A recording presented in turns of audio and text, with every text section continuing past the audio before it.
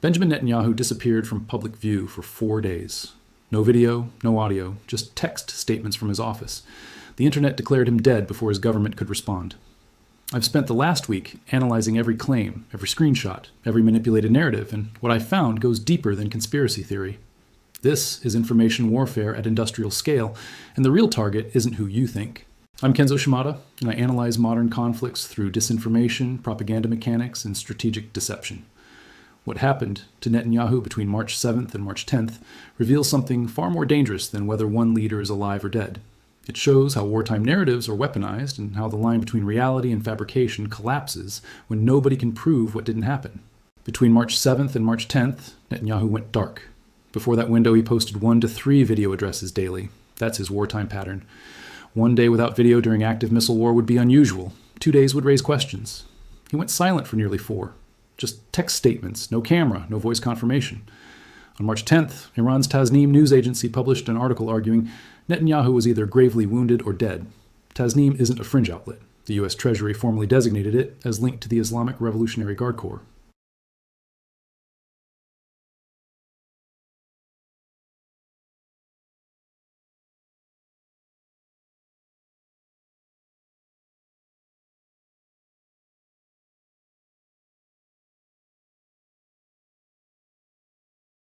Israeli media reported a planned visit by Jared Kushner was postponed, though no solid confirmation came from either government.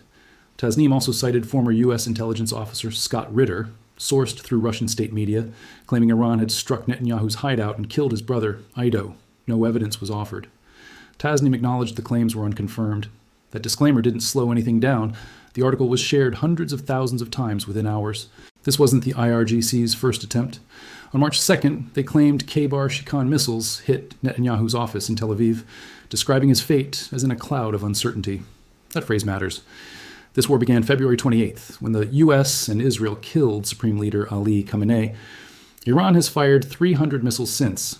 Close to half carried cluster submunitions. 9 died in Beit Shemesh on March 1st, when a missile collapsed a civilian shelter. Netanyahu's office dismissed the office strike claim as fake news. The Times of Israel confirmed 0 impacts near the PM's office. No satellite imagery, no video, no verification from Iran. Netanyahu met with his defense minister and Mossad director in Tel Aviv on March 1st, 1 day before the IRGC claimed to have leveled his building. In the same statement, the IRGC announced they'd shot down 3 American jets over Kuwait. The Pentagon confirmed those aircraft were down by Kuwaiti friendly fire. The IRGC was lying about the jets. Their credibility on Netanyahu is equally non-existent.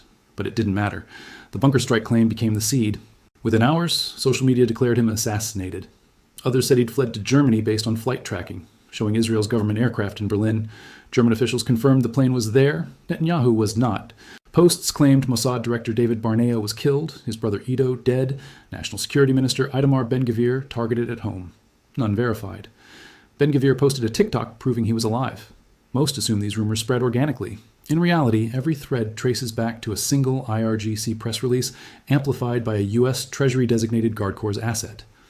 This wasn't grassroots speculation. This was manufactured narrative seeded into an information environment primed for panic.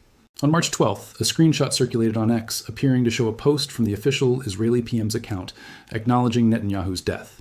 The claim? It was posted then, rapidly deleted. Accounts with massive followings declared it over. Netanyahu confirmed dead. The government accidentally admitted it before scrubbing evidence. The screenshot was a forgery. PolitiFact found no evidence. Grok stated directly the screenshot was fake. No deletion occurred. In wartime, when official channels go quiet, a convincing fabrication fills the vacuum before anyone responds. By the time fact-checkers published findings, the forged image had spread across every platform. The deletion claim made it unfalsifiable. You can't prove something was never posted when the accusation is it was posted and removed. This is information warfare. You don't forge something implausible. You forge something confirming what people already suspect. The audience was primed by the IRGC claim, the Tasnim article, the video silence. The screenshot didn't create the belief. It validated it. Now, the Besant footage. This is real and the most visually striking moment of the conspiracy. On March 13th, U.S. Treasury Secretary Scott Bessent sat for a live Sky News interview when a female aide cut in off camera. The president wants you right away. Bessent's microphone was pulled. He left at 10:22 a.m. The aide said 10 minutes. He returned at 12:07 p.m., 107 minutes later. When asked how the president was, Bessent stammered, The president is in great spirits. The Iranian mission is proceeding well ahead of schedule. Then, unprompted, he said he has a teenager considering military service and would trust his child's life in current military leadership's hands. His body language before, relaxed, confident. After the Situation Room, hands tense, voice catching, stammer audible. Social media fused this with the Netanyahu thread instantly. Neither Netanyahu nor Ben-Gvir seen for days. Besant looked shaken. The conclusion: he'd been told Netanyahu was dead. The actual interview content tells a different story. Besant discussed the Strait of Hormuz, Iran's closure, 16 vessels struck, oil above $100, possible U.S. Navy escorts for tankers. He confirmed the war cost approximately $11 billion. He stated he didn't believe Iran mined the strait because Iranian and Chinese tankers still passed through, meaning selective closure, not total blockade. The Situation Room meeting was about the planet's most significant energy choke point, through which 20% of global oil flows, not about an allied head of state's status. But context didn't matter. The image of a shaken Treasury Secretary was welded to a 4-day-old narrative. The final piece, the 6 fingers.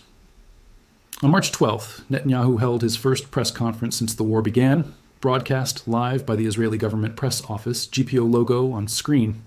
He said, Iran is no longer the same Iran.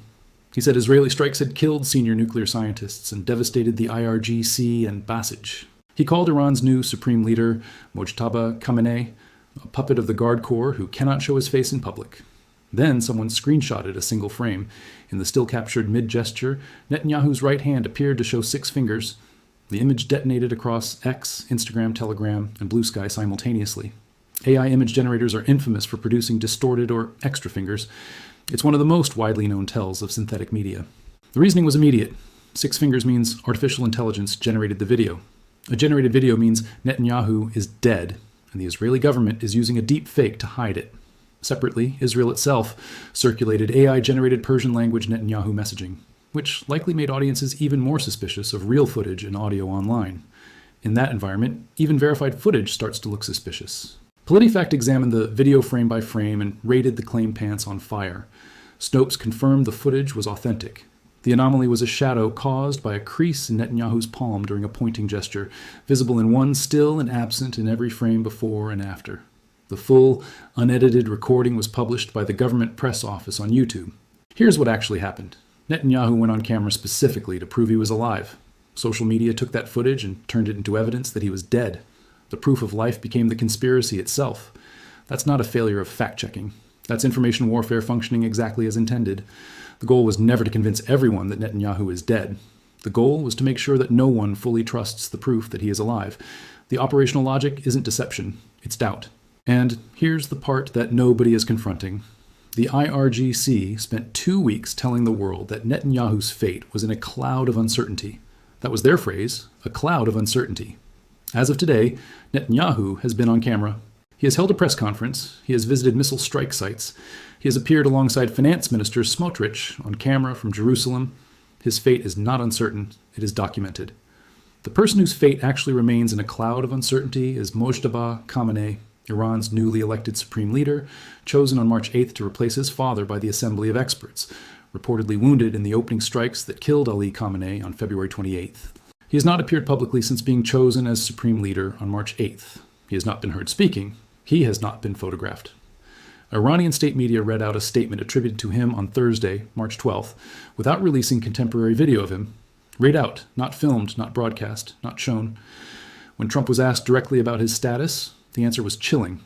He said he thinks Khamenei's son is damaged, but probably alive in some form. Probably alive in some form. That's not reassurance. That's a clinical assessment of a leader no one has seen in 14 days. The IRGC accused Israel of concealing the death of its prime minister. The IRGC has not produced its own supreme leader in 2 weeks. The conspiracy they manufactured about Tel Aviv is the reality they are living in Tehran. And the question that should concern every analyst watching this war is not whether Benjamin Netanyahu is dead. It's whether Mojtaba Khamenei can lead a country through a conflict he has not been seen surviving. This is what modern warfare looks like. Not just missiles and airstrikes, but manufactured doubt weaponized at scale. The next time you see a viral claim about a leader's death, ask yourself, who benefits from the uncertainty? Because in information warfare, doubt is the weapon, and verification is the casualty. Share this analysis with anyone still asking if Netanyahu is dead. The real question was never about him. I'm Kenzo Shimada.